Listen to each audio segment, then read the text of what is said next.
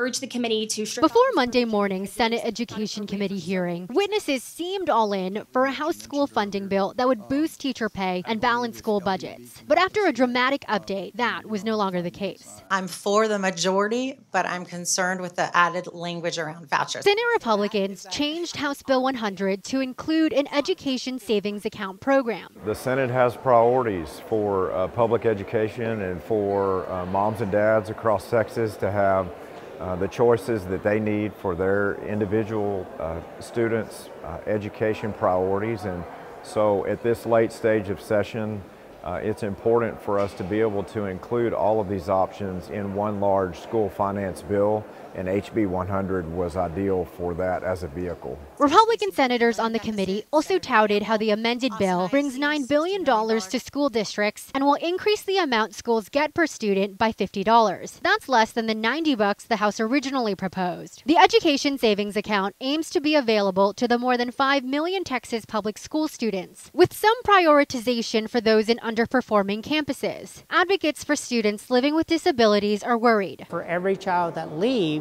we're drawing away public dollars from the public school, which means they have less resources to serve the increasingly greater needs of the students who remain, because we can see that the students who are going to be left behind are the high-need students. Senate Democrats, who initially felt it was a good bill, were also disappointed by the changes. If the amended version does pass the full Senate, they believe it will be met with major resistance from House lawmakers. Unfortunately, when they added the education savings account, that really mired the water. I mean, there's a lot of us who support helping teacher retention, $500 million, where that could be going to actually increase the basic allotment to our schools. So that's why I'm opposed to the bill, and I don't think it's going to survive. And if it doesn't, Governor Greg Abbott, who campaigned on this issue, has threatened a special session. I don't think there's anything to be afraid of here. Most students will continue to go to public school, but for the students that need it the most, they'll have these choices. And yes, I'm very committed to being steadfast no matter how long it takes. This issue is among the several where we've seen Senate and House Republicans disagree.